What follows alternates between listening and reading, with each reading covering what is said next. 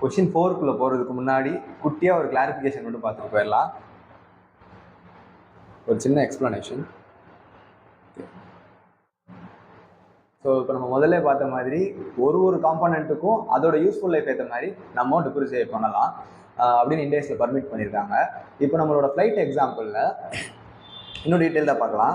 நம்மள்ட்ட ஒரு ஃப்ளைட் இருக்குது. அந்த ஃப்ளைட்டோட ஓவரால் காஸ்ட் எவ்வளோ பார்த்தோம் அப்படின்னா 100 crores. இந்த 100 crores எப்படி அரைவ் ஆயிடுச்சு அப்படின்னா அதை 3 காம்பனண்ட்டாக பிரிக்கிறாங்க. பாடி, என்ஜின், அப்புறம் அதோட மேஜர் இன்ஸ்பெக்ஷன். அதில் ஒரு இன்ஸ்பெக்ஷன் பண்ணுறாங்க. அந்த இன்ஸ்பெக்ஷன் பண்ணி பாஸ் ஆனால் மட்டும்தான் அந்த ஃப்ளைட்டை நம்மளால் எடுத்து நம்மளால் பிஸ்னஸ் பண்ண முடியும். ஸோ இந்த 3 காம்போனண்ட் அஸ் சச் இந்த ஃப்ளைட்டில் இருக்குது. ஃபர்ஸ்ட் பாடியோட ப்ரைஸ் மட்டுமே 50 கோடி. அதோட யூஸ்ஃபுல் லைஃப் 10 வருஷம். இன்ஜின் காம்போனண்டோட வேல்யூ பார்த்தோம் அப்படின்னா 30 கோடி. அதோட யூஸ்ஃபுல் லைஃப் 6 வருஷம். யூஸ்ஃபுல் லைஃப் 6 வருஷம்னா அந்த லெவலுக்கு மட்டும் தான் அது ஆப்டிமமாக யூஸ் பண்ண முடியும். ஸோ அதுக்கப்புறம் நம்ம வேற இன்ஜின் மாற்றி தான் ஆகணும். சேம் பாடி 10 வருஷம் இருந்தாலுமே கூட அந்த பாடியில் அந்த இன்ஜினை கழட்டிட்டு நம்ம புதுசாக இன்னொரு இன்ஜின் போட வேண்டியதாக இருக்கும். ஸோ இது ரெண்டும் மேஜர் காம்போனண்ட். அதுக்கப்புறம் பண்ணுற மேஜர் இன்ஸ்பெக்ஷன், இதை பண்ணாதான் அந்த ஃப்ளைட்டை நம்ம ரன் பண்ண முடியும். ஈவன் இது வந்துட்டு ஒரு எப்படி சொல்றது, ஒரு எக்ஸ்பென்ஸ் மாதிரி தெரிஞ்சாலும் கூட இன்ஸ்பெக்ஷன்றது ஒரு எக்ஸ்பென்ஸ் தான். பிசிக்கலாக எந்த ஒரு அசரும் நம்மளால பார்க்க போறது இல்லை. பட் இந்த எக்ஸ்பென்ஸ் பண்ணால் மட்டும்தான் நம்மளால நம்ம ஃப்ளைட்டை ரன் பண்ண முடியும். அண்ட் ஈவன் இது ஒரு மேஜர் எக்ஸ்பென்ஸ். கிட்டத்தட்ட ஃப்ளைட்டோட ஒரு 2/10 ஆஃப் த எக்ஸ்பென்ஸ் வந்துட்டு மேஜர் இன்ஸ்பெக்ஷன்ல இருக்கு. ஸோ இதையும் ஒரு காம்போனண்டா நம்ம டீல் பண்ணிக்கலாம். இப்போ ஃப்ளைட்டோட காஸ்ட் 100 crores பார்த்துட்டோம். பாடியோட யூஸ்ஃபுல் லைஃப் 10 வருஷம். என்ஜினோட லைஃப் 6 வருஷம். இப்போ இந்த மேஜர் காம்போனன்ட்ஸை இண்டிவிஜுவலா நம்ம ட்ரீட் பண்றப்போ டிப்ரிசியேஷன் எப்படி போடுவோம் அப்படின்னா, இந்த பாடியோட வேல்யூ நமக்கு தனியா தெரியும் இல்லையா, அதோட யூஸ்ஃபுல் லைஃபும் நம்ம தனியா இருக்கு இல்லையா. ஸோ இந்த வேல்யூவை எடுத்து 50 crores divided by 10 years. 50 crores divided by 10 years நமக்கு என்ன வரும்? 5 crores வரும். பெர் இயர் நம்ம 5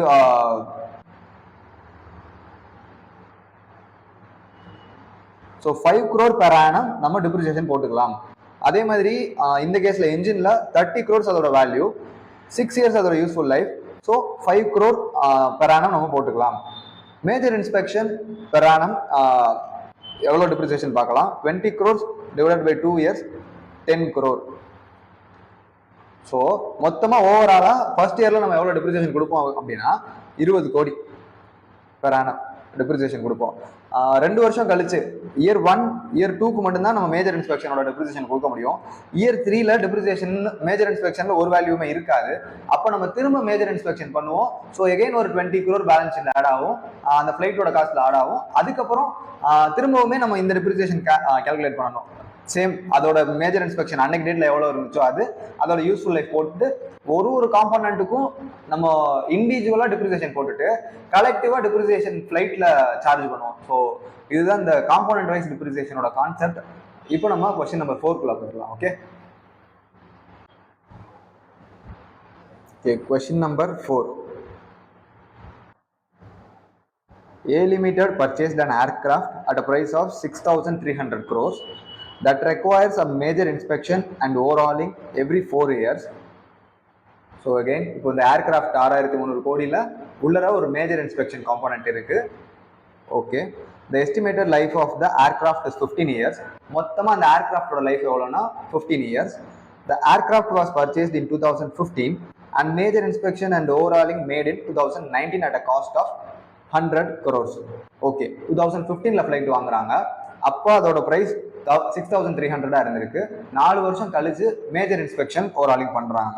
okay, in 2020 A Limited further incurred repair and maintenance in the engine to raise its capacity by 10% amounting to 70 crores. நம்ம ஏற்கனவே பார்த்தோம், ஏதாவது ஒரு எக்ஸ்பெண்டிச்சர் ஒரு இன்ஜினோட ஒரு மெஷினரியோட எஃபிஷியன்சியை கூட்டுது, இல்ல அதோட யூஸ்ஃபுல் லைஃபை கூட்டுது, இல்ல அதோட ரெவன்யூ ஜெனரேட்டிங் கெப்பாசிட்டியை கூட்டுது அப்படின்னா அதை நம்ம கேபிட்டலைஸ் பண்ணலாம், மேஜர் காம்போனண்டாகவும் ட்ரீட் பண்ணலாம். ஸோ இந்த இடத்துல இந்த repairs and maintenance expenses major component நம்ம இதோ கேபிட்டலைஸ் பண்ணலாம். இந்த 70 crores கேபிட்டலைஸ் பண்றோம். Okay, at the same time one worn out component in the wing was replaced in 2020 at a cost of 80 crore.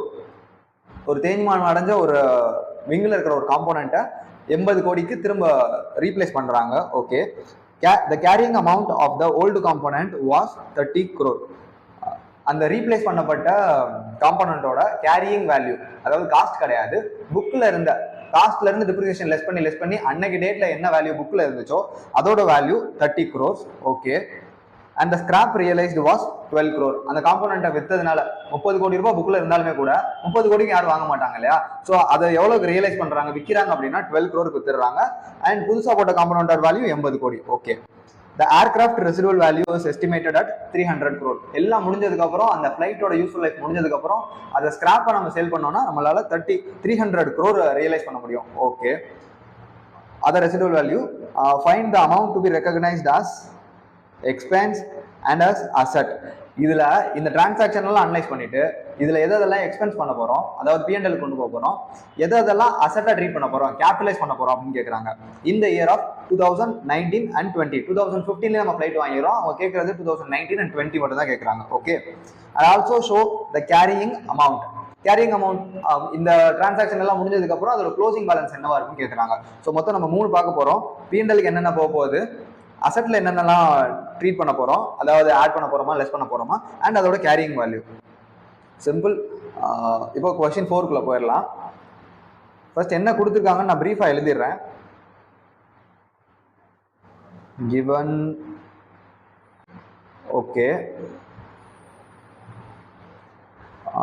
Aircraft வந்துட்டு 2015ல வாங்குறாங்க, அதோட பிரைஸ் 6300 crore. ஓகே. ஸோ அது உள்ள ஓகே, இந்த 6300 major component, major inspection component இருக்கிற மாதிரி இங்க சொல்லல. தட் ரெக்வயர்ஸ் 4 years ஒன்ஸ் தான் சொல்றாங்க. ஏற்கனவே அதை இங்க ஃபர்ஸ்ட் இயர்ல பண்றாங்களான்றது இல்ல. ஸோ நம்ம அது பண்ணலன்றது அசம்ஷன் எடுத்துப்போம். ஓவராலா இந்த 6300 நமக்கு 15 years யூஸ் ஆக போகுதுன்னு நம்ம எடுத்துக்கலாம். ஓகே. ஸோ இதோட useful life 15 years. Aircraft was purchased in 2015. Okay. Okay. So sum solve பண்ண ஆரம்பிச்சிடலாம். ஸோ இதெல்லாம் எக்ஸ்பென்சஸ், இதெல்லாம் அசட்டுக்கு போக போகிற value. So balance remaining carrying value இங்கே நம்ம நோட் பண்ண போகிறோம். பர்டிகுலர்ஸ் 2015ல் நம்ம ஃப்ளைட் வாங்குகிறோம். So purchase price 6300 crores. கண்டிப்பாக எக்ஸ்பென்ஸ் கிடையாது, அசட்டில் தான் ஆட் பண்ண போகிறோம். ஸோ அன்னைக்கு டேட்டில் முடிஞ்சதுக்கப்புறம் 6300 crore அசட்டோட வேல்யூ பேலன்ஸ் ஷீட்டில் நிற்கும். ஓகே. அண்ட் 2015 to 2016 வரைக்கும் வேறு எந்த டிரான்சாக்ஷனும் இல்லை, ஒன்லி நம்ம டிப்ரிசியேஷன் தான் போட போகிறோம். ஸோ 2015 to 2019 மொத்தம் 4 years டிப்ரிசியேஷன் எவ்வளோ பார்க்கலாம். டிப்ரிசியேஷன் கண்டுபிடிக்கிறப்ப நம்ம எப்பவுமே என்ன பண்ணணும் அப்படின்னா cost minus residual value divided by useful life. So cost எவ்வளோ 6300 மைனஸ் ரெசிடுவல் வேல்யூ எவ்வளோனா 300 crores. So 300 divided by useful life 15 years into 4 yearsக்கான டிப்ரிசியேஷன் நம்ம போட போகிறோம். So 6300 minus 300 divided by 15 equal to 400. 400 expense, இந்த வேல்யூ டிப்ரிஷியேட் ஆகும். So அசட்டில் இந்த வேல்யூ குறையும். ஸோ 400 குறைஞ்சிரும். Remaining value at the end of the 4 year 6300 minus 400 5900 நிற்கும். Okay. So opening balance for 2019, opening balance for 2019 5900. Okay. Next என்ன சொல்றாங்கன்னா த aircraft okay and major inspection and overhauling made in 2019 at a cost of 100 crores. Okay. So ஒரு 100 crore உள்ள major expense பண்றாங்க. அப்போ addition to இதை வந்துட்டு நம்ம capitalise பண்ணலாம் இந்த காம்போனண்ட்டை. அதனால இதை நான் டைரக்டா அசட்டுக்கே கொண்டு போயிடுறேன். Major overhauling expenses, major overhauling 100 crore P&Lக்கு போகாது. ஸோ 100 crore ஆட் ஆகும். இப்போ இதோட வேல்யூ டியூரிங் த இயர் ஒரு 100 கோடி கூடி இருக்கும். அப்போ டியூரிங் த இயர் 6000 crores இருந்திருக்கும். அப்புறம் எண்ட் ஆஃப் த இயர் நான் டிப்ரிசியேஷன் போடணும் இல்லையா? 2019ல வேற எந்த டிரான்சாக்ஷனும் இல்லை, நான் டிப்ரிசியேஷன் போட்டுடலாம். இப்போ இந்த டிப்ரிசியேஷன் நான் 4 வருஷத்துக்கு டிப்ரிசியேஷன்ல எனக்கு 2 காம்போனன்ட் இருக்கும். டிப்ரிசியேஷன் நான் காம்போனன்ட் வைஸ் போடுறப்போ ஒரு காம்போனன்ட்டோட யூஸ்ஃபுல் லைஃபை எடுத்து நான் டிப்ரிஷியேட் பண்ணணும். ஸோ இந்த மேஜர் ஓவராலிங் இல்லாம எனக்கு டிப்ரிசியேஷன் எவ்வளவு இருக்கும் அப்படின்னா 400. நம்ம யூஸ்வலா போடுறது அந்த 6300 - 300 டிவைட் பை 15 போடுறோம் இல்லையா, அந்த ஃபிளைட்டோட overall depreciation plus major overhauling depreciation 100 crores நான் ஒரு எக்ஸ்பென்ஸ் பண்ணியிருக்கேன். அதோட useful life 4 years. So 4 years அப்போ டிப்ரிசியேஷன் கம்ஸ் டு 425. இந்த டிப்ரிசியேஷன் அசெட்ல இம்பாக்ட் இருக்குமானா எஸ், இம்பாக்ட் இருக்கும். 425 அசெட்ல நான் லெஸ் பண்ணிருப்பேன். அப்போ 6000 - 425 5575. ஓகே, இந்த வேல்யூ தான் closing balance as on 2019 closing பேலன்ஸா இருக்கும். the next expenses என்ன சொல்றாங்கன்னா in 2020 further repairs and maintenance to increase the capacity of the engine. Okay, இப்போ 2020க்கு வந்துடலாம். ஓப்பனிங் பேலன்ஸ் 2020ல இந்த 5575 இருக்கும். ஓகே, நான் ஃபர்தரா இன்னொரு எக்ஸ்பென்ஸ் பண்றேன் இல்லையா, அதை நான் அடிஷன் பண்றேன். இன்கர்ட் ரிப்பேர்ஸ் அண்ட் மெயின்டெனன்ஸ், இதையும் நான் வந்துட்டு ஒரு கேபிட்டலைஸ் எக்ஸ்பென்ஸா ட்ரீட் பண்றேன். So capital expenditure for repairs and maintenance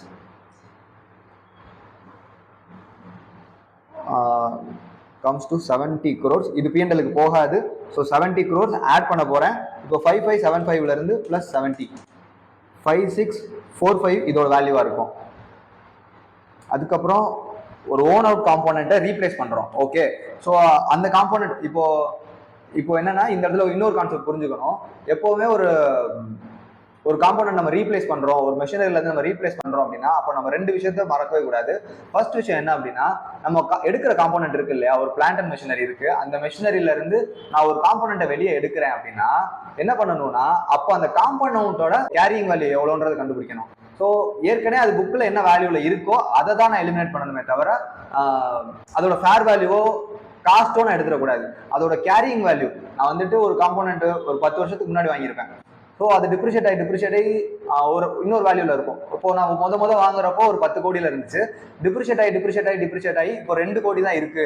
அதோட கேரியிங் வேல்யூ புக்ல 2 கோடி தான் இருக்கு அப்படின்னா அந்த 2 கோடியை மட்டும் தான் நான் வெளியே எடுக்கணுமே தவிர என்டையர் 10 கோடி எடுக்கக்கூடாது. ஸோ இதோட கேரியிங் வேல்யூ என்னன்னு நான் கண்டுபிடிச்சு அந்த ஓல்டு காம்போனன்ட் வெளியே எடுக்கணும். செகண்ட் திங் என்ன அப்படின்னா, இந்த புதுசா நான் போடுற காம்போனன்ட் இருக்கு இல்லையா, ரீப்ளேஸ் பண்றேன் இல்லையா, புது காம்போனன்ட் வாங்கி உள்ள போடுறேன் இல்லையா, அதோட காஸ்ட் இப்போ நான் ஆட் பண்ணணும். So carrying value of retiring காம்போனன்ட்டை நான் வெளியே எடுக்கணும், லெஸ் பண்ணணும். புதுசா வாங்கியிருக்கிற ஒரு புது காம்போனன்ட்டோட காஸ்ட்டை உள்ள ஆட் பண்ணணும். ஓகே, இப்போ புதுசா வர காம்போனன்ட்டோட காஸ்ட் எவ்வளோ அப்படின்னா 80 crore add cost of new component add பண்ண போறேன் 80 crore. அது P&Lக்கு போகாது டெஃபினட்டா. ஸோ 5725 இந்த என்ட்ரி முடிஞ்ச உடனே சாரி, இப்போ கூட இதை போட வேண்டாம். ஆக்சுவலா இது எல்லாமே ஒரே டிரான்சாக்ஷன் இல்லையா, அந்த பழைய காம்போனன்ட் எடுத்து புது காம்போனன்ட் போட்டுட்டு நான் பழைய காம்போனன்ட் எடுக்கிறேன், இதெல்லாம் சேர்ந்து ஒரே டிரான்சாக்ஷன் தான். So less carrying value of, நான் திரும்ப எம்பசைஸ் பண்றேன், கேரியிங் வேல்யூ, காஸ்ட் எடுத்துடக்கூடாது, carrying value of old component வெளியே போயிடும். டிப்ரிஷியேட் ஆகி என்ன வேல்யூ இருந்துச்சோ அது வெளியே போயிடும். அது எவ்வளோ போகும் அப்படின்னா 30 crore லெஸ் பண்ண போறேன். ஓகே, ஸோ இது முடிஞ்சவொடனே ஆப்வியஸா என்ன பேலன்ஸ் இருக்கும்னா 56 + 80 - 30 5695. இந்த காம்போனன்ட் வெளியே போற டிரான்சாக்ஷன் இருக்கு இல்லையா, இதை மட்டும் நான் உங்களுக்கு ஜேர்னலைஸ் பண்ணி காட்டுறேன். ஸோ இன்னும் கிளியரா உங்களுக்கு புரியும். ஓகே, ஃபர்ஸ்ட் காம்போனன்ட்டை நான் விற்கிறேன். அந்த ஓல்டு காம்போனன்ட், தேஞ்சு போன காம்போனன்ட்டை நான் ரீப்ளேஸ் பண்றதுக்காக விற்கிறேன். அதுக்கு ஒரு டிரான்சாக்ஷன். இப்போ என்னன்னா, ஃபர்ஸ்ட் இந்த காம்போனன்ட் வெளியே போகுது, அது கிரெடிட் பண்றேன். Credit what goes out, machinery account credit. Carrying வேல்யூல நான் வெளியே எடுப்பேன். So carrying value of old component எவ்வளோனா 30 crore. இந்த காம்போனன்ட்டை வெளியே எடுத்து நான் சேலும் பண்றேன். இது எவ்வளவு சேல் பண்றேன் அப்படின்னா, இந்த ஸ்கிராப்பை 12 crore என்னால விற்க முடியுது. ஸோ இந்த 12 crore ஸ்கிராப்பை யாரோ ஒருத்தவங்க ஒரு வெண்டர் வாங்கியிருப்பாங்க, அந்த வெண்டர் எனக்கு காசு தரணும். So vendor account debit what comes in, இந்த இடத்துல அவர் எவ்வளவு தருவார் எனக்கு அப்படின்னா 12 crore. அப்போ ரிமைனிங் இருக்கிற அமௌண்ட் நான் யார்கிட்ட இருந்து ரியலைஸ் பண்ண முடியாது. ஸோ அது என்னன்னா அது என்னோட லாஸ். இந்த 30 கோடி ரூபாய் கேரிங் வேல்யூ உள்ள ஒரு அசட்டை நான் 12 crore தான் வச்சிருக்கேன் அப்படின்னா என்னோட லாஸ் 18 கோடி இந்த இடத்துல. ஸோ இந்த 18 கோடி எங்க போகும் அப்படின்னா லாஸ் ஆன் சேல் ஆஃப் அசட்னு சொல்லிட்டு பிஎன்எலுக்கு போயிடும். பிஎன்எலுக்கு போக வேண்டிய item loss on sale of asset. Okay, so இப்போ இந்த 18 கோடியை நான் இப்போ ரெகக்னைஸ் பண்ணணும். வேற இந்த 12 crore நமக்கு பிபிஇலையோ பிஎன்எல்லையோ அஃபெக்ட் ஆக போறது இல்லை. இது வெண்டாருக்கு நான் கொடுக்க வேண்டிய பேமெண்ட் அமௌண்ட். ஓகே, ஸோ இதுக்கு எந்த இம்பாக்டும் நமக்கு இல்லை. நான் ப்ளஸ் டூ மைனஸ் எதுவும் போடலை. So loss on sale of scrap, இது பிஎன்எலுக்கு போக வேண்டிய அமௌண்ட் எவ்வளோனா 18 crore. இது எல்லாமே எக்ஸ்பென்ஸ்ன்றனால நான் மைனஸ் சிம்பிள் போடலை. எக்ஸ்பென்ஸ் அங்கே வந்துட்டு மொத்தமாக லெஸ் பண்ணுறப்போ லெஸ் ஆகிக்கும். Okay,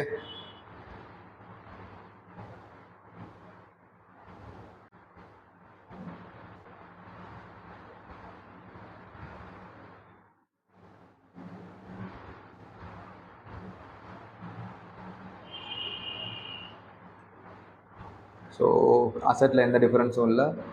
carrying value still same amount இருக்கும்.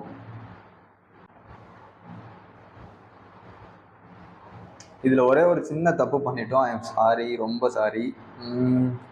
என்ன ஆயிடுச்சுன்னா இங்கே டிப்ரிசியேஷன் நம்ம 4 years கொடுக்கணும். வேறஸ் நான் ஒரே 1 வருஷத்தோட டிப்ரிசியேஷன் கொடுத்துட்டேன். ஸோ அதை மட்டும் சேஞ்ச் பண்ணிடலாம். ஓகே, மித்தபடி எல்லாம் கரெக்ட். ஸோ இங்கே கேரியிங் வேல்யூ ஒரு 1200 இன்னும் குறைச்சிக்கிட்டே போகணும். ஓகே, ஸோ 1600 லெஸ் 1600, ஏற்கனவே ஒரு 400 குறைச்சாச்சு. ஸோ 1200 குறைச்சா போதும்.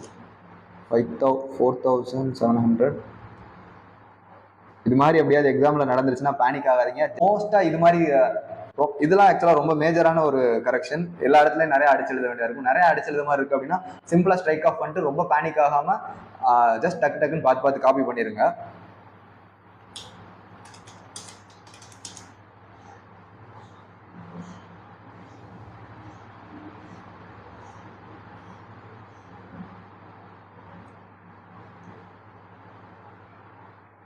Okay, 4700, 4800, 4800 minus 425, 4375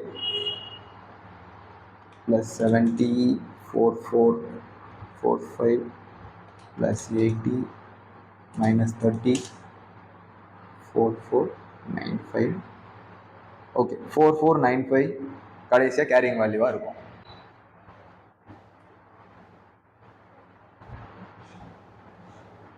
question number 5.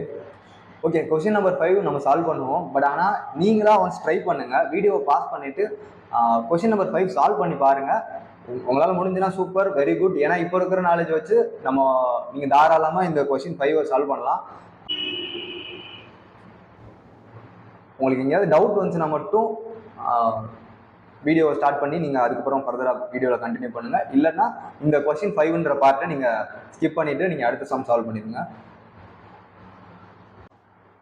Okay, Alpha Limited has machinery at cost of 4,800 and provision for depreciation is 1,600 as on 1/4/2018. 1/4/2018 ஒரு மெஷினரி அவங்கள்ட்ட இருக்குது. அதோட காஸ்ட் 4,800. அதோட ப்ரொவிஷன் ஃபார் டிப்ரிசியேஷன் 1,600. சில கம்பெனிலலாம் ஒரு பாலிசி இருக்கும். மோஸ்ட் ஆஃப் த கம்பெனிஸில் இந்த பாலிசி தான் இருக்குது. இப்போது என்னென்னா அவங்க வந்துட்டு டிப்ரிசியேஷன் இயர் ஆன் இயர் வந்துட்டு அசட்ல இருந்து குறைச்சிடாம அசட் அப்படியே மெயின்டைன் பண்ணிட்டே இருப்பாங்க. இப்போ ஒரு 1000 crores ஒரு அசட் வாங்குறாங்க அப்படின்னா எல்லா இயருமே அது அப்படியே தான் இருக்கும். இயர் 1, இயர் 2, இயர் 3 எல்லா வருஷமும் 1000 crore அப்படியே தான் இருக்கும் பேலன்ஸ் ஷீட்ல. இன்ஸ்டெட் அவங்க என்ன பண்ணுவாங்க அப்படின்னா டிப்ரிசியேஷன் ஒரு வருஷம் 100 crore போடணும்னு வச்சுக்கோங்களேன். அதை என்ன பண்ணுவாங்க அப்படின்னா ப்ரொவிஷன்ல ஆட் பண்ணிட்டே போயிட்டு இருப்பாங்க. அதை அக்யூமுலேட்டட் டிப்ரிசியேஷன் சொல்லுவாங்க. ப்ரொவிஷன் ஃபார் டிப்ரிசியேஷன் ஒன்று ஓப்பன் பண்ணி லயபிலிட்டி சைடில் ஃபர்ஸ்ட் இயர் 100 crore. ஸோ நெட்டாக வந்துட்டு ஃபர்ஸ்ட் இயரோட பேலன்ஸ் பார்த்தீங்க அப்படின்னா அதோட WDV 900 crore இருக்கும் இல்லையா. 900 crore அதோட அசட் வேல்யூவாக இருக்கும். செகண்ட் இயர் என்ன பண்ணுவாங்க அப்படின்னா செகண்ட் இயர் ஒரு 100 crore டிப்ரிசியேஷன் போடணும். ஸோ ப்ரொவிஷன் இப்போ 200 crore மாறிடும். நெட்டாக அசட்டோட WDV 800 crore இருக்கும். Third year 300 crore மாற்றிடுவாங்க. P&L 100 crore போட்டுட்டு ப்ரொவிஷனுக்கு ஒரு 100 crore மாற்றிடுவாங்க. ஸோ ப்ரொவிஷனோட பேலன்ஸ் இப்போ 300 ஆயிரும்.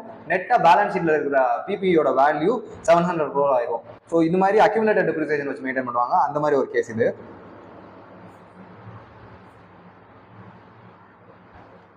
ஓகே, ஸோ இப்போ வரைக்கும் இருக்கிற depreciation value 1600.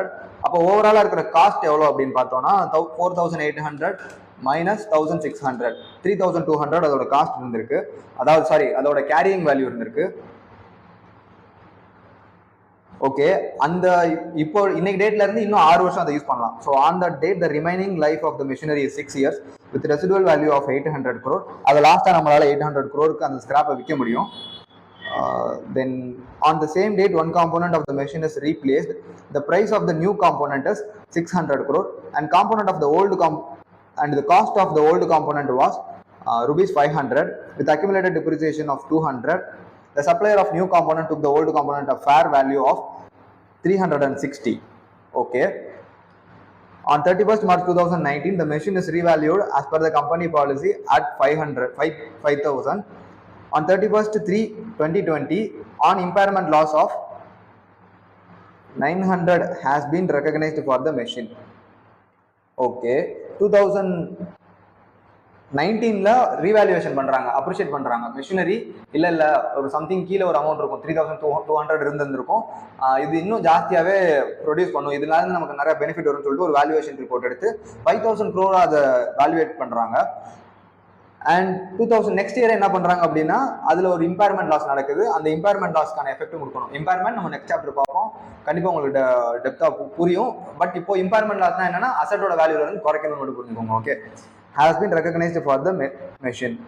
Pass journal entries and show the accounting treatment to be made in financial statement for the year ending 31st March 2019, 2020 and 21. 3 வருஷத்துக்கான accounting entries எல்லாம் நம்ம காட்டணும். Okay, depreciation to be charged on straight line method. Okay, simple. So first என்ன கொடுத்துருக்காங்கன்னு நான் summarize பண்ணி எழுதிடுறேன்.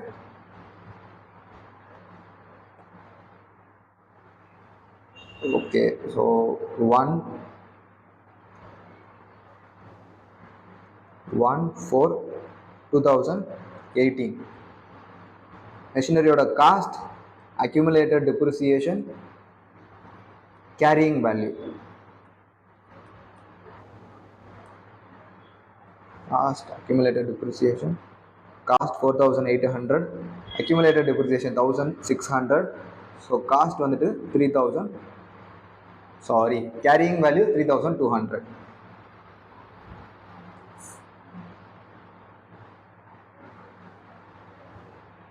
On that date the remaining useful life, இந்த இடத்துல இதோட யூஸ்ஃபுல் லைஃப் எவ்வளோ சொல்றாங்க அப்படின்னா 6 years. 6 years ஸ்டில் இதுக்கு யூஸ்ஃபுல் லைஃப் இருக்கு. ஓகே, இப்போ ஒரு ஓல்டு காம்போனண்ட்டை இந்த மெஷினரிலேருந்து வெளியே எடுக்கிறாங்க. அதோட யூஸ்ஃபுல் லைஃப் சாரி அதோட காஸ்ட் எவ்வளோ அப்படின்னா 500. ஓகே, ஒரு 500 வேல்யூ உள்ள ஒரு ஓல்டு காம்போனண்ட்டை வெளியே எடுக்கிறாங்க. அன்னைக்கு டேட்டு சேம் டேட்னு சொல்லிட்டாங்க. ஓகே, ஸோ அன்னைக்கு டேட்டே ஓல்டு காம்போனண்ட் வெளியே எடுக்கிறாங்க. 500 crore உள்ளது வெளியே போகுது. டிப்ரிசியேஷன்லேருந்து ஒரு 200 crore வெளியே போகுது. நெட்டாக 300 கேரியிங் வேல்யூலேருந்து வெளியே போகுது. ஓகே, புதுசாக வர காம்போனண்ட் அன்னைக்கு டேட்லேயே நியூ காம்போனண்ட்டும் மாற்றிடுவாங்க இல்லையா? ஸோ புதுசாக வர காம்போனண்ட்டோட வேல்யூ என்ன அப்படின்னா 600 crore. அதை ஆட் பண்ணணும். டிப்ரிசியேஷன் அதுக்கு இருந்திருக்காது. ஸோ கேரியிங் வேல்யூவில் ஒரு 300 இப்போ நான் ஆட் பண்ணணும். அப்போ நெட்டாக கேரியிங் வேல்யூ எவ்வளோ இருந்திருக்கும் அப்படின்னா அன்னைக்கு டேட்டில் 1/4/2018 அன்னைக்கு 1/4/2018 அன்னைக்கு 3500 கேரியிங் வேல்யூ மாறி இருந்திருக்கும். ஓகே, அகைன் இந்த 300 வேல்யூ உள்ளார நம்மகிட்ட ஸ்கிராப் இருந்துச்சு இல்லையா, அந்த ஓல்டு காம்போனன்ட் இருக்கு இல்லையா, அதை என்ன பண்றாரு அப்படின்னா சப்ளையரு 360க்கு எடுத்துக்கிறாரு. ஸோ ஒரு 60 ப்ராஃபிட்ல எடுத்துக்கிறாரு. நம்மளோட வேல்யூவே புக்ல இருந்த வேல்யூ 300 தான். நம்ம டிப்ரிசியேஷன் கொடுத்து 300 தான் வந்து நிப்பாட்டிருக்கோம். பட் அந்த ஒரு மெஷினரியா அந்த காம்போனண்ட்டை அவர் 360க்கு எடுத்துக்கிறாரு. ஸோ 60 ப்ராஃபிட் இந்த இடத்துல. ஓகே, ஸோ அப்படி நம்ம பேலன்ஸ் ஷீட்ல இந்த பிபியோட மூவ்மெண்ட்ஸ் எல்லாம் போட்டுட்டு நம்ம ஜேர்னல் என்ட்ரி போக ஆரம்பிச்சிடலாம். இது ஒரு ஒர்க்கிங் நோட்டை வச்சுக்கலாம். ஸோ இது ஒரு ஒர்க்கிங் நோட் 1. நெக்ஸ்ட் இது வந்துட்டு ஓப்பனிங் பேலன்ஸ் ஆஃப் 2018. 2019 18-19க்கு நம்ம டிப்ரிசியேஷன் போடணும் இல்லையா? 18-19ஓட டிப்ரிசியேஷன் இது ரொம்ப ஒரு முக்கியமான கான்செப்ட். நம்ம பார்த்தோம், ஒரு காம்பவுண்டோட யூஸ்ஃபுல் லைஃப்பை வச்சுட்டு நம்ம அதை டிப்ரிஷியேட் பண்ணலாம் அப்படின்னு சொல்லிட்டு மேஜர் காம்பவுண்ட் கான்செப்ட்ல பார்த்தோம். அந்த காம்பவுண்டோட யூஸ்ஃபுல் லைஃப்பை வச்சு நம்ம டிப்ரிஷியேட் பண்ணிட்டு இருப்போம். வேற அந்த எக்ஸிஸ்டிங் பிபி வந்துட்டு அதோட யூஸ்ஃபுல் லைஃப் படி டிப்ரிசியேஷன் போயிட்டு இருக்கோம். இப்போ ரெண்டு சினாரியோல வந்து நம்ம என்ன பண்ணணும் அப்படின்னா டிப்ரிசியேஷனே திரும்ப கால்குலேட் பண்ணணும். எந்தெந்த சினாரியோல அப்படின்னா, ஃபர்ஸ்ட் இம்பேர்மெண்ட் லாஸ் நடந்தாலோ இல்ல ஒரு காம்பனண்ட் எடுத்துட்டு நான் புது காம்பனண்ட் போடுறேன் அப்படின்னா, அந்த ரெண்டு சினாரியோல நான் என்ன பண்ணணும்னா, இப்போ இருக்கிற carrying value remaining useful life, இப்போ இருந்து நான் ரிமைனிங் யூஸ்ஃபுல் லைஃப்க்கு நான் அந்த டிப்ரிசியேஷன் மாத்திரணும். ஸோ பழசுலாம் நான் என்ன பண்ணிட்டு இருந்திருப்பேன் அப்படின்னா, ஸ்ட்ரைட் லைன் மெத்தட்ல வருஷம் இயர் 1ல 400 கொடுக்குறேன் அப்படின்னா இயர் 10 வரைக்கும் 400 தான் போயிட்டு இருக்கும். பட் இன்பிட்வீன்ல எப்பயாவது ஒரு தடவை இம்பேர்மெண்ட் லாஸ் நடந்தாலோ இல்ல நான் காம்பனண்ட்டை மாத்தினாலோ நான் என்ன பண்ணணும் அப்படின்னா, அப்போ இருந்து ரிவைஸ்டு யூஸ்ஃபுல் லைஃப் கண்டுபிடிச்சிட்டு ரிவைஸ்டு கேரிங் வேல்யூ கண்டுபிடிச்சிட்டு carrying value divided by remaining useful life போட்டு போடும். ஸோ அந்த கான்செப்ட் படி இப்போ நான் டிப்ரிசியேஷன் கண்டுபிடிக்கணும். இப்போ என்னோட காம்பனண்ட் நான் மாத்திருக்கேன், ஒரு ஓல்டு காம்பனண்ட் போயிட்டு புது காம்பனண்ட் உள்ள வந்திருக்கு. ஸோ இந்த கேஸ்ல revised carrying value divided by remaining useful life போடணும். So 1819 depreciation, depreciation revised carrying value 3500 divided by remaining useful life 6 years. But மறக்காம ஸ்கிராப் வேல்யூ, அதோட ரெசிடுவல் வேல்யூ இருக்கும் இல்லையா, பிபியோட ரெசிடுவல் வேல்யூ நம்ம லெஸ் பண்ணிக்கணும். Residual value okay 800, residual value 800. 3500 minus 800 divided by 6 years. So 450 depreciation நான் less பண்ணிகிட்டே போயிட்டு இருக்கணும். 1819ஓட டிப்ரிசியேஷன் இவ்வளோ, 3500 minus 450, 3050. Okay, closing balance as on the carrying value as on 31st March 2019. Question என்ன சொல்றாங்க அப்படின்னா, 31st March 2019 அன்னைக்கு மெஷினரியை ரீவேல்யூவேஷன் பண்றாங்களா. ஸோ மெஷினரியை ரீவேல்யூவேஷன் பண்ணிட்டு 5000 மாத்துறாங்க. அப்போ அதோட ரிவைஸ்டு கேரிங் வேல்யூ என்னவா இருக்கும் ரீவேல்யூவேஷனுக்கு அப்புறம் அப்படின்னா, ரீவேல்யூடு கேரிங் வேல்யூ 5000. அப்போ மிச்சம் இருக்கிற ப்ராஃபிட் இந்த 3050 இருக்கிறத 5000 மாத்துறாங்க அப்படின்னா ரிமைனிங் 1950 இருக்கு இல்லையா, இது என்னன்னா ரீவேல்யூவேஷன் ரிசர்வ்னு மாறிடும். ஸோ இது ரீவேல்யூவேஷன் ப்ராஃபிட் ஓசிஐ. இது இப்போ ஓசிஐக்கு போகும், அதர் காம்ப்ரிஹென்சிவ் இன்கம்ல இருந்து இயர் எண்டில் அப்படியே ரீவேல்யூவேஷன் ரிசர்வ் மாறிடும். ஸோ இப்போ ஃபர்ஸ்ட் ஸ்டெப் நம்ம என்ன பண்ணணும்னா ரீவேல்யூவேஷன் ப்ராஃபிட்டுக்கு இதை ஃபர்ஸ்ட் மாற்றிடணும். ஓகே, ஸோ எகெயின் 1920க்கு வந்துட்டு நான் டிப்ரிசியேஷன் போடணும் இல்லையா. So depreciation for 1920. இப்போ நான் என்ன டிப்ரிசியேட் பண்ணணும், நான் ரெண்டு சினாரியோவில் மட்டும்தான் டிப்ரிசியேஷன் மாறும்னு சொன்னேன். ஒன்று ஃபர்ஸ்ட் என்னன்னா impairment loss, and second thing என்ன அப்படின்னா காம்பனண்ட் ரீப்ளேஸ் பண்ணால் மட்டும்தான் டிப்ரிசியேஷன் மாறும். அதர்வைஸ் அதே டிப்ரிசியேஷன் தான் சேமாக கண்டினியூ ஆகிட்டு இருக்கும். ஸோ நான் லாஸ்ட் இயர் நான் என்ன டிப்ரிசியேஷன் போட்டேன்னா 450, அது போக பிளஸ் இந்த ரீவேல்யூவேஷன் சர்ப்ளஸ் இருக்கு இல்லையா 1950, அந்த நான் ரிமைனிங் யூஸ்ஃபுல் லைஃபுக்கு கொடுக்கணும். ஸோ 1950 5 வருஷத்துக்கு இன்னும் அந்த மிஷினரி இருக்க போகுது. ஏன்னா ஏற்கனவே 6 வருஷம் யூஸ்ஃபுல் லைஃப் சொல்லியிருந்தாங்க, ஒரு வருஷம் 1819 முடிஞ்சிருச்சு, இன்னும் 1920ல இருந்து 5 வருஷம் தான் இருக்கும். ஸோ ரீவேல்யூவேஷன் பண்ணதுல இருந்து இந்த ரீவேல்யூவேஷன் சர்ப்ளஸ் நான் கொடுத்து முடிக்கணும். அப்போ 1950 டிப்ரிஷியேட் பண்ணணும். Okay, 450 plus divided by 5 plus 450, depreciation 840. இந்த ப்ராஃபிட்டை நான் லெஸ் பண்ணிப்பேன். Okay, 5000 minus 840, 4160. So closing value carrying value as on 31st March 2020. Just இதை ஹைலைட் பண்ணி வச்சுக்கிறேன்.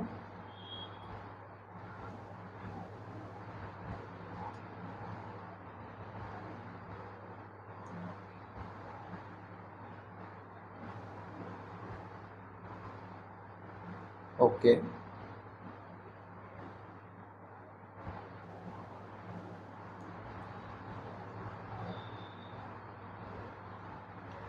ஓகே, நெக்ஸ்ட் என்ன சொல்கிறாங்கன்னா 31st March 2020 அன்னைக்கு ஒரு இம்பேர்மெண்ட் லாஸ் நடக்குது.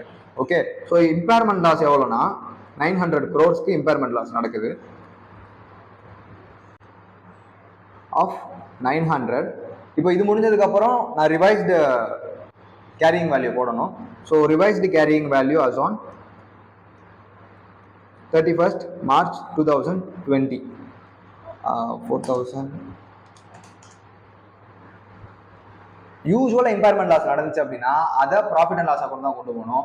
ஆனால் ஏற்கனவே இப்போ போன வருஷம் தான் ரீவேல்யூவேட் பண்ணியிருக்கேன், இல்லை ஏற்கனவே அந்த அசட்டை ரீவேல்யூவேட் பண்ணி அந்த அசட்டுக்கான revaluation reserves and surplus other ஈக்விட்டியில் இருக்குது அப்படின்னா அந்த கேஸில் மட்டும் நான் இம்பேர்மெண்ட் லாஸை ப்ராஃபிட் அண்ட் லாஸ் அக்கௌண்ட் கொண்டு போகக்கூடாது, அந்த ரீவேல்யூவேஷன் ரிசர்வ்ல அட்ஜஸ்ட் பண்ணணும். ஸோ நான் இந்த இடத்துல நான் மார்க் பண்ணி வச்சுக்கிறேன்,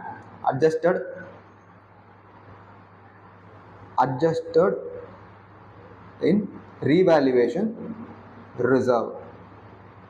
Okay,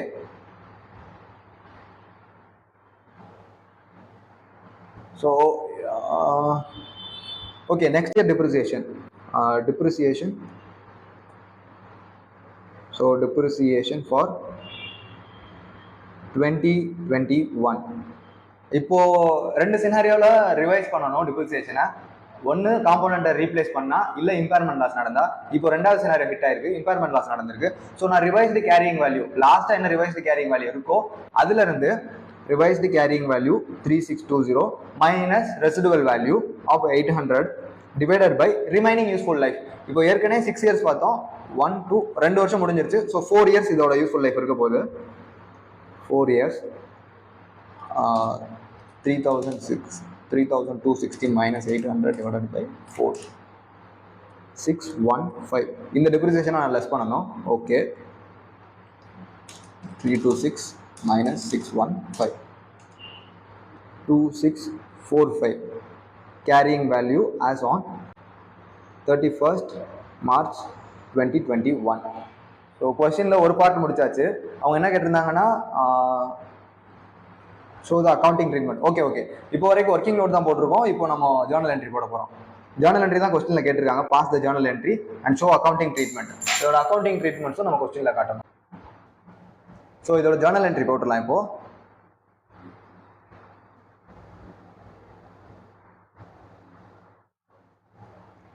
okay,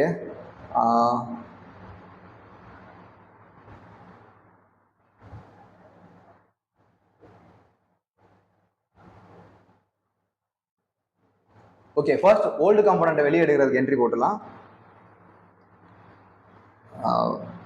replacement of old component.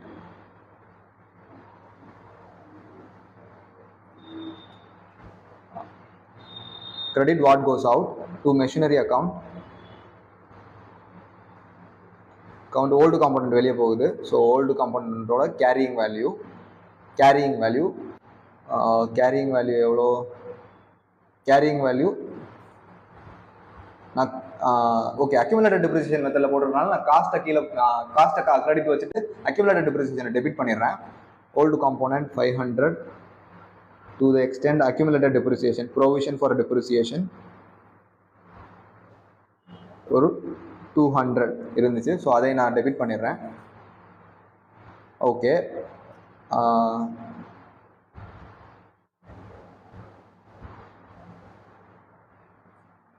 இந்த 300 ஒருத்தர் ஸ்கிராப்புக்கு எடுத்துக்கிறாரு.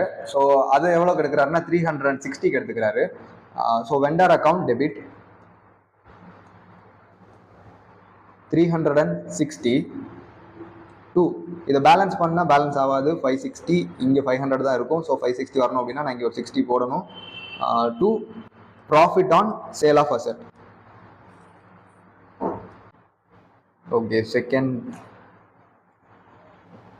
Okay, second entry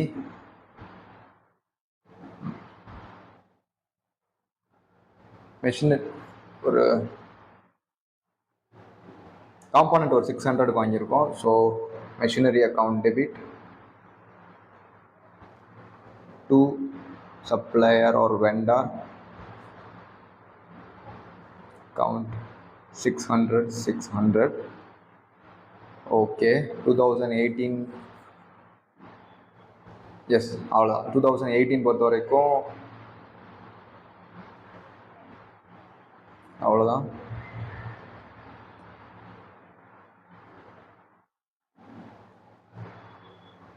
Third entry 31st March 2019.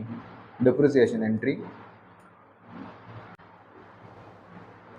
Depreciation account. Debit to provision for depreciation. Accumulated depreciation follow பண்ணுறாங்களா இந்த இது, இல்லாட்டி டேரெக்டாக மிஷினரியிலே கிரெடிட் கொடுத்துடலாம். எவ்வளோ 450. எஸ் 450.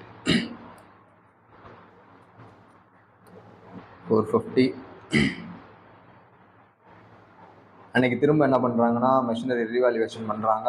ஸோ ஒரு மெஷினரி ரீவேல்யூவேஷன் பண்ணிவிட்டு 1950 இன்க்ரீஸ் பண்ணுறாங்க. Okay,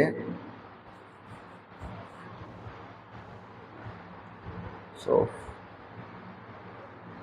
machinery account debit to revaluation profit OCI 1950. Okay, so 31st March 2019 அப்புறம் ரீவேல்யூவேஷனுக்கு அப்புறம் ஸ்ட்ரைட்டாக டெப்ரிசியேஷன். ஸோ அது 31st March 2020 போட்டிருப்பாங்க. இம்பேர்மெண்ட் லாஸ் ஒரு 900. Okay, 31st March 2020 depreciation account debit 840 to provision for depreciation 840. Then impairment loss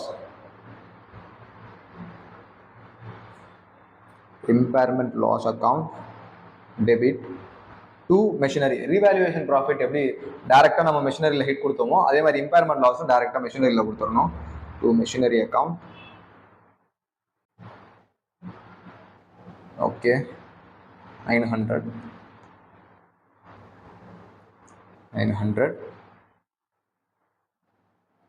அவ்வளோ last year ஒரு depreciation இருக்குது. Okay, 31st March 2021 depreciation account debit to provision for depreciation 615. Okay, so yes fifth sum solve பண்ணிட்டோம். இப்போ remaining இருக்க டாபிக்ஸ்லாம் முடிச்சுட்டு மிச்ச balance இருக்க some எல்லாம் சால்வ் பண்ணிடலாம். Okay,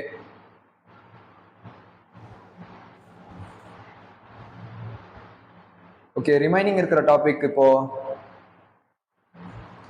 methods of depreciation. இப்போ இவ்வளோ நேரம் சம் சால்வ் பண்ணதுலேயே நம்ம எல்லாமே தெரியும். ஆல்ரெடி நமக்கு இன்டர்லே கவர் பண்ணியிருந்திருப்போம். So straight line method simple. Straight line method என்னன்னா காஸ்ட் மைனஸ், ஸ்ட்ரைட் லைன் மெத்தடோட ஃபார்முலா என்னன்னா cost minus residual value, estimated residual value divided by useful life.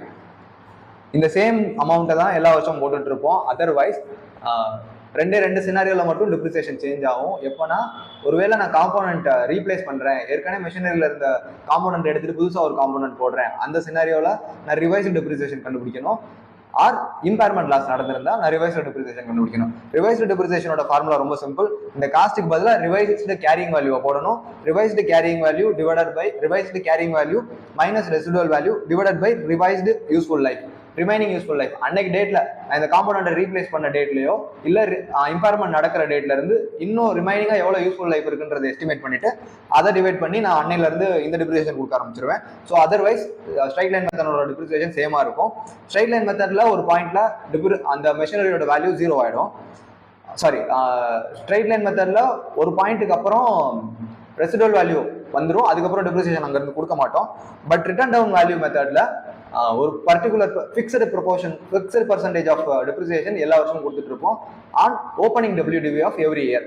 எல்லா வருஷமும் ஒரு WDV என்ன ஓப்பனிங்ல என்ன WDV இருக்கோ அதுல ஒரு பர்சன்டேஜ் ஆஃப் அமௌண்ட் எடுத்து டிப்ரிசியேஷன் கிளைம் பண்ணிடுவோம். க்ளோசிங் WDV வரும். இந்த க்ளோசிங் WDV நான் நெக்ஸ்ட் இயருக்கு ஓப்பனிங்கா கொண்டு போவேன். அங்க எகைன் அந்த ஓப்பனிங் வேல்யூல இருந்து ஒரு பர்சன்டேஜ் எடுத்து நான் எல்லா வருஷமும் இதே ப்ராசஸ் பண்ணிட்டு இருப்பேன். WDV மெத்தட்ல ப்ராப்பர்ட்டி பிளான்ட் அண்ட் எக்யூப்மெண்டோட வேல்யூ 0 ஆகவே ஆகாது. Then units of production method. Units of production method என்னன்னா அதோட யூஸ்ஃபுல் லைஃப் எப்படி கண்டுபிடிக்கும் அப்படின்னா ஒரு சில மெஷினரி வந்துட்டு அதோட ப்ரொடக்ஷன் கெப்பாசிட்டியை பொறுத்து யூஸ்ஃபுல் லைஃப் இருக்கும். ஒரு பர்டிகுலர் ஜெராக்ஸ் மிஷின் 10 லட்சம் காப்பீஸ் கொடுக்கும்னு சொல்லுவாங்க. ஸோ இந்த இடத்துல நம்ம எத்தனை வருஷம் யூஸ் பண்றன்றது மேட்டர் இல்லை.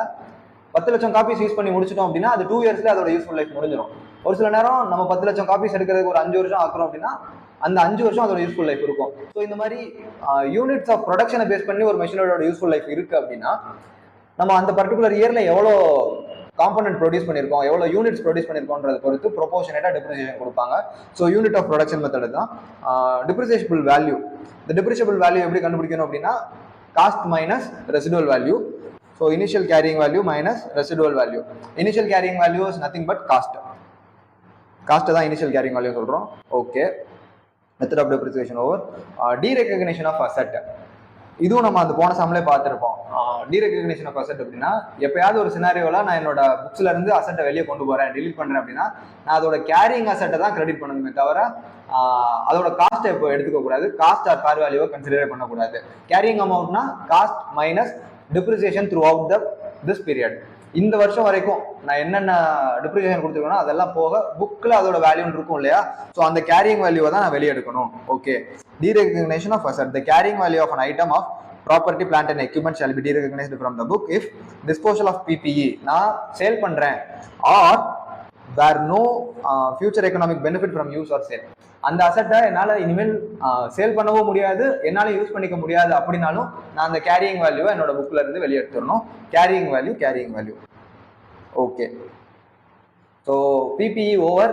இன்னும் ரிமைனிங் நம்ம 3 சம் தான் சால்வ் பண்ணணும். 6, 7, 8 நான் சால்வ் பண்றேன். பட் என்ன ரெக்வஸ்ட் என்ன அப்படின்னா இந்த சம்ஸ் எல்லாம் நீங்களே இண்டிவிஜுவலாக ட்ரை பண்ணுங்க. உங்களால் எங்கேயாவது டவுட் வந்துச்சுன்னா மட்டும் இந்த 6, 7, 8க்கான வீடியோஸை ரெஃபரன்ஸாக யூஸ் பண்ணிக்கோங்க.